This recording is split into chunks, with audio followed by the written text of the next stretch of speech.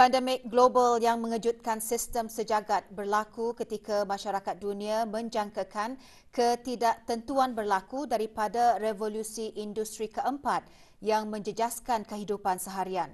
Ia juga berlaku ketika trend ekonomi global mencatatkan pertumbuhan yang paling lama dalam sejarah sekaligus menyebabkan peningkatan jumlah pengangguran di beberapa buah negara dan meningkatkan cabaran dalam pengurusan kesihatan mental terutamanya dalam kalangan belia. Yang berhormat Datuk Seri Setia Dr. Awang Haji Muhammad Amin Liu bin Abdullah, Menteri di Jabatan Perdana Menteri dan Menteri Kewangan dan Ekonomi kedua, mengongsikan perkara tersebut pagi tadi semasa Majlis Pelancaran Sidang Kemuncang Initiate Human Capital 2021 yang diadakan pagi tadi di Anggrek Desa. Yang berhormat selaku pengerusi Manpower Planning and Employment Council MPEC menggariskan trend-trend tersebut perlu diambil perhatian oleh pengamal sumber manusia. Alhamdulillah, in Brunei Darussalam, the impact of COVID-19 is relatively well managed. And the role of the fourth industrial revolution is yet to take full swing. So the effect on economic performance and changes to ways of working is relatively subtle. This means that we have given time and granted a chance to learn from the mistakes and the successes of others around the world to ensure we adopt and adapt only the best practices in managing human resources and other related matters. So going forward, in light of all the changes that will inevitably come, the role of human resource management cannot be considered as a support function in an organization, but rather a strategic partner to help navigate the workforce to succeed in the uncertain future. Sidang Kemuncang diteruskan dengan forum plenari.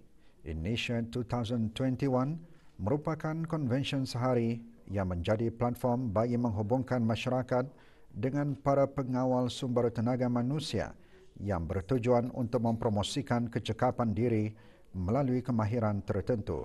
Di samping itu, ia juga bermatlaman untuk mencari amalan terbaik sumber tenaga manusia daripada para pakar industri berkaitan. Sidang kemuncak tersebut dianjurkan bersama syarikat Grominda Sendirian Berhad dan Perspektif Insan Academy. Juga hadir Ahli Majlis Mesyuarat Negara.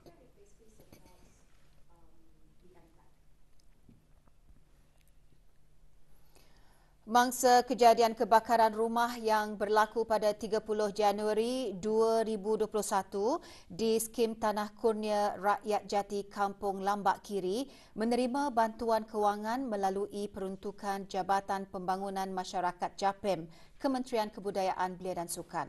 Majlis penyerahan bantuan kewangan tersebut diadakan di Kementerian Kebudayaan Belia dan Sukan.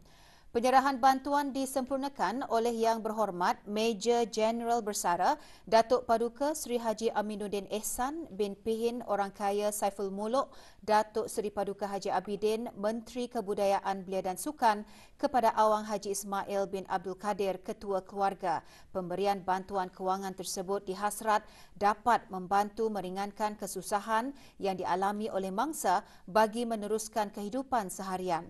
Usaha ini juga menunjukkan keprihatinan dan pemedulian pihak kerajaan terhadap rakyat dan penduduk yang mengalami musibah.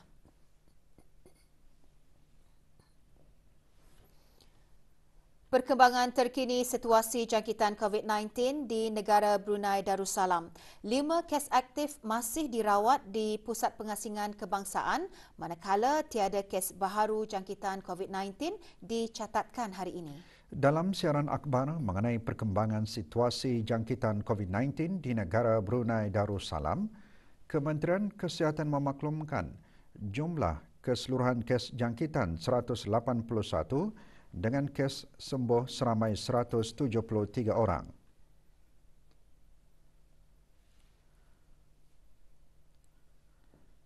Kes terakhir jangkitan tempatan COVID-19 dilaporkan pada 6 Mei lalu, manakala jumlah kes impon sejak kes jangkitan terakhir tempatan dilaporkan sebanyak 40 kes. 460 orang sudah menjalani pengasingan diri mandatori, manakala 12,601 orang menamatkan pengasingan diri mandatori sejak Mac 2020. Sementara itu, 209 sampel ujian virus SARS-CoV-2 telah dilaksanakan dalam tempoh 24 jam, menjadikan jumlah keseluruhan ujian makmal yang dijalankan sejak Januari 2020 93,401 ujian. Maklumat lanjut dan perkembangan terkini layari laman sesawang Kementerian Kesihatan dan talian Kesihatan 148.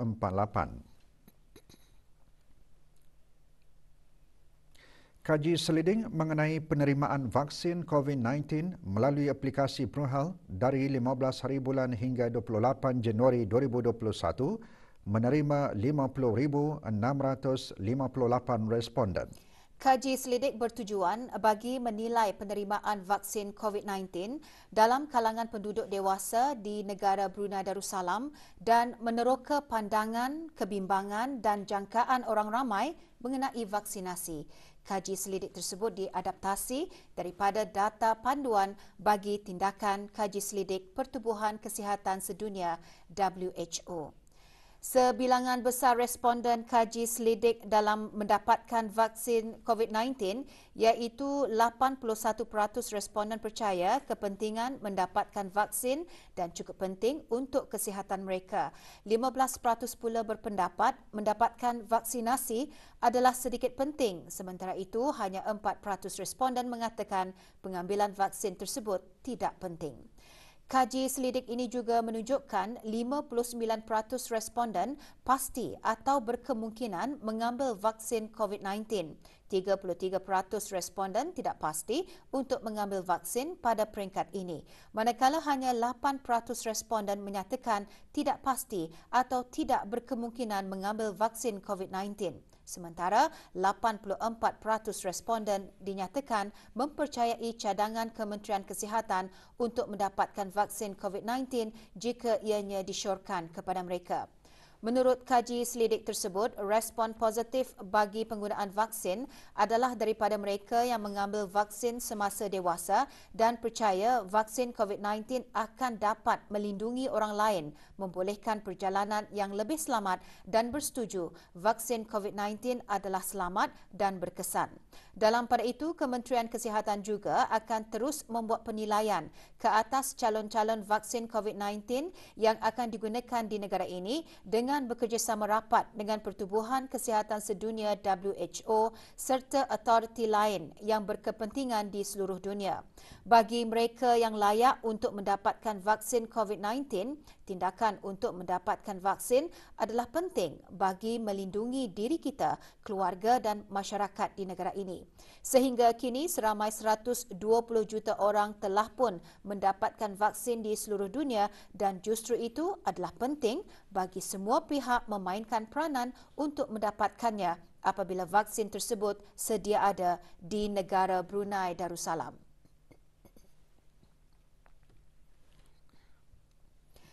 Kepentingan mengamalkan kehidupan yang sihat termasuk penjagaan kesihatan gigi dan pengambilan makanan yang sihat antara yang disentuh semasa forum Majlis Ilmu bertajuk Gaya Hidup Sihat. Perinciannya mengenainya selepas ini.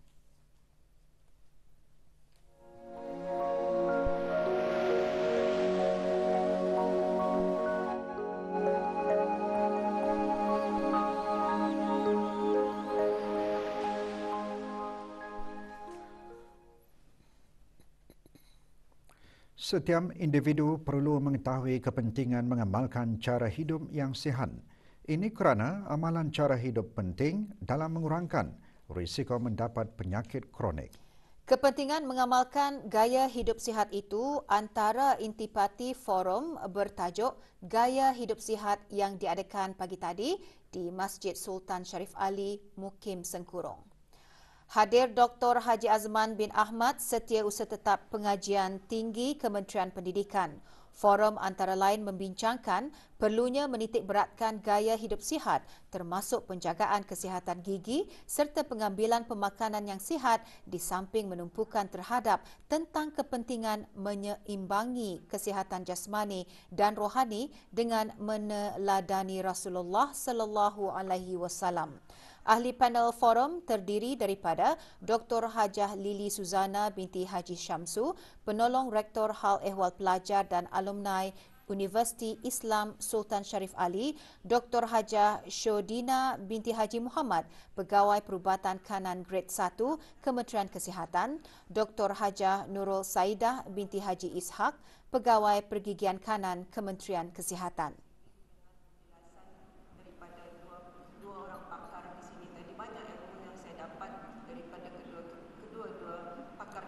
Majlis Ilmu akan dilaratkan pada Selasa depan 9 Februari 2021 di Dewan Kemasyarakatan Daerah Tutong dan orang ramai adalah dialu-alukan hadir. Forum dan pameran sempena Majlis Ilmu 2020 diungkayahkan bersama Kementerian Kesihatan, Kementerian Hal Ehwal Ugama, Universiti Islam Sultan Sharif Ali dan Kolej Universiti Perguruan Ugama Seri Begawan.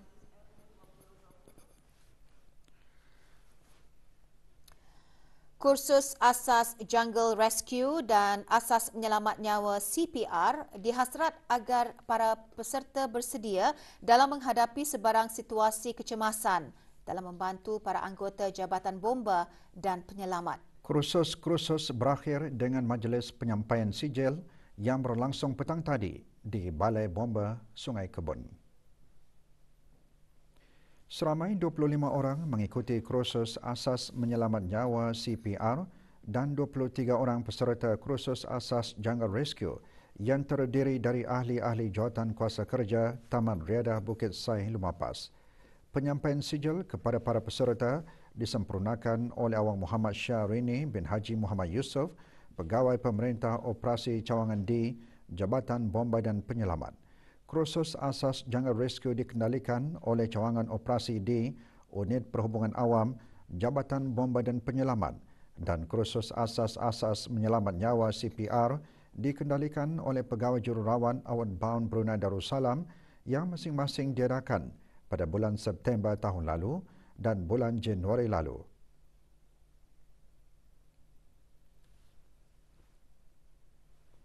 Kita ini mengetahui cara-cara kalau dari pihak bomba ini kami ada dipraktikalkan mengikat tali, segala cara menyelamat yang sesuai dan baik, dan juga macam mana cara prosedur penyelamatan ini. Bagi kursus CPR ini kami lebih banyak mengetahui cara-cara untuk menyelamat orang yang macam pingsan apa ni, ada yang cedera ni. Kami diberi nyorang peluang untuk menjadi first frontliner untuk menolong macam kalau ada kecemasan and then macam ada yang injured di dalam before yang pihak yang beruka macam bomba datang dulu. Sementara itu, bagi meningkatkan keberkesanan dalam memberikan maklumat keselamatan secara menyeluruh kepada masyarakat di negara ini, Jabatan Bomba dan Penyelamat pagi tadi mengadakan sesi muzakarah bersama media tempatan. Sesi yang berlangsung di Balai Bomba Berakas itu dipengerusikan oleh Awang Nohi Erwan Sukarki bin Haji Pawi, penolong pengarah teknikal Jabatan Bomba dan Penyelamat. Semasa sesi muzakarah ini, para media tempatan dikongsikan dengan cara terbaik dalam memberikan kerjasama di antara kedua-dua pihak dalam menyalurkan informasi ke arah meningkatkan dan kesedaran awam. Pihak media juga diberi peluang untuk melihat lebih dekat dengan beberapa peralatan yang digunakan oleh Jabatan Bomba dan Penyelamat.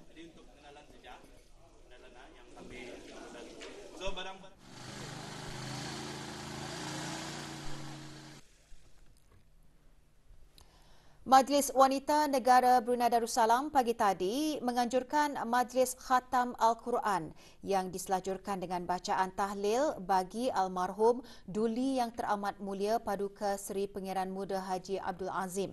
Majlis diadakan di Masjid Suri Seri Begawan, Raja Pangeran Anak Damin, Kampung Manggis, Madang. Majlis bermula dengan bacaan surah Al-Fatihah dipimpin oleh Yang di-Pertua Majlis Wanita Negara Brunei Darussalam, Datin Hajadayang Siti Hajar binti Pihin Orang Kaiseri Setia, Dato' Perka Haji Awang Muhammad Yusof. Sementara memimpin bacaan khatam Al-Quran, Dayang Haja Nur Bayu binti Haji Saleh dari Persatuan Pertiwi. Seterusnya doa khatam oleh Haja Latifah binti Haji Sahari dari Perkumpulan Perempuan. Bacaan tahlil dan doa pula diketuai oleh Pengeran Haja Rakiah binti Pengeran Abu Bakar dari Persatuan Guru-Guru Melayu Brunei.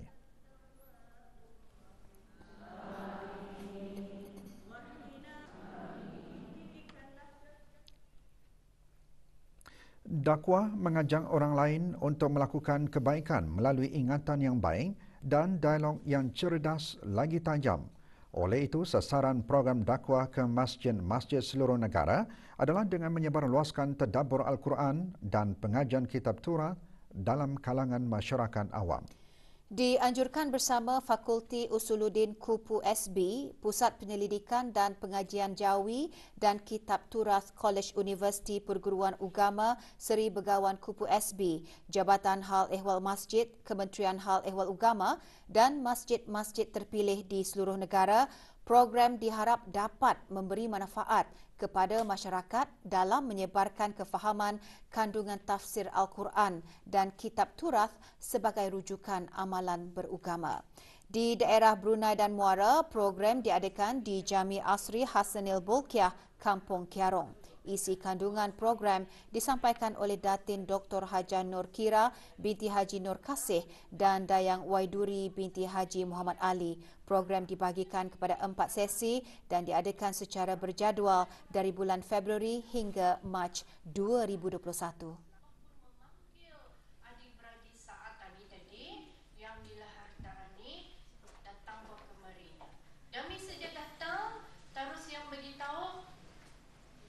Bagi kepada anak perempuan saat.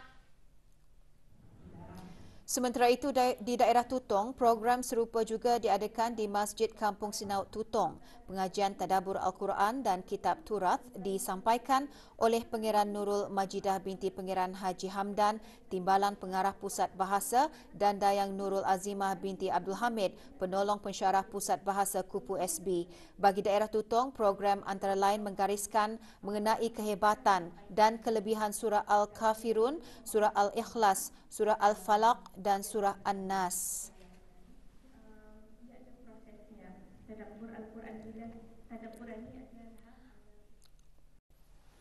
Syarikat-syarikat perniagaan dan orang ramai diingatkan untuk tidak membuang sampah di tempat awam. Peringatan itu dikeluarkan oleh bahagian penguatkuasaan Undang-Undang, Jabatan Bandaran dan Jabatan Daerah, Kementerian Hal Ehwal Dalam Negeri berikutan dapatan baharu yang dikenakan denda kompaun di bawah Akta Kesalahan-Kesalahan Kecil Penggal 30.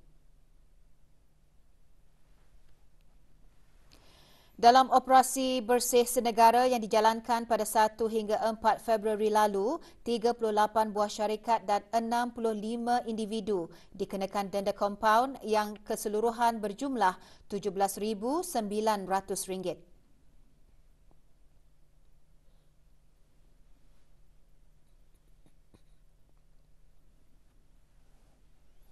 Operasi dijalankan bahagian penguatkuasaan Undang-Undang Jabatan Bandaran Bandar Seri Begawan bersama Jabatan Bandaran Tutong, Jabatan Bandaran Seria dan Kuala Belait, Jabatan Daerah Brunei dan Muara, Jabatan Daerah Tutong, Jabatan Daerah Belait dan Jabatan Daerah Temburong. Sebarang aduan dan perkongsian maklumat hubungi talian Darussalam 123 atau email info@123.gov.pn atau layari www.123.gov.pn dan WhatsApp 8333 123.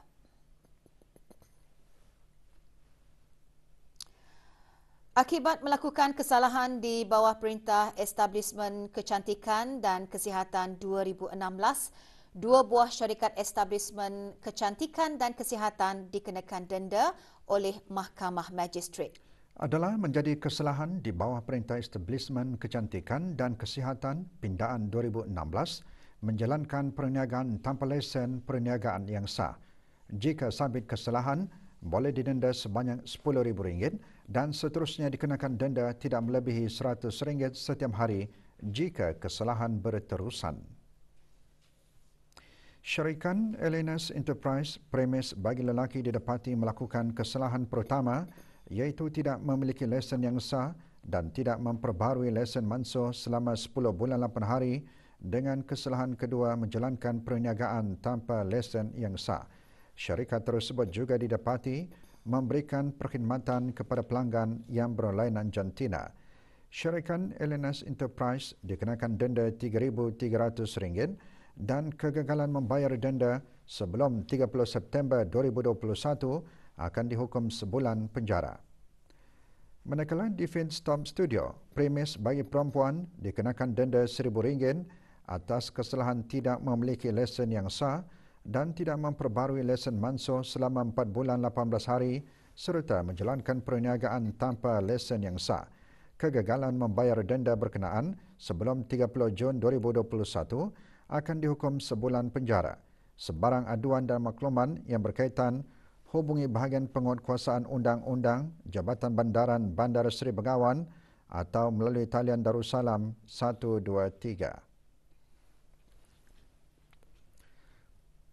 Lebih 20 orang rombongan Majlis Perundingan Kampung MPK Sungai Liang daerah Blain membuat lawatan ke Majlis Perundingan Kampung Sungai Bunga pagi tadi.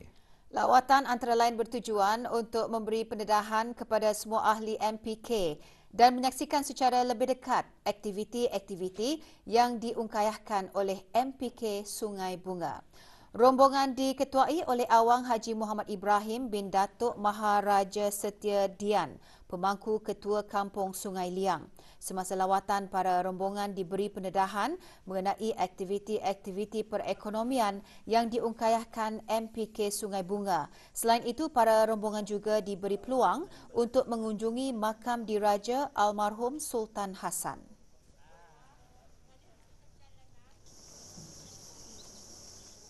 Lawatan ini sangat menarik dan ia sangat mendatangkan manfaat dan faedah pada semua peserta rombongan. Mudah-mudahan ada mungkin menjadi perundingan kampung yang lain akan datang kemari. Saya amat menggalakkan supaya mereka dapat datang kemari.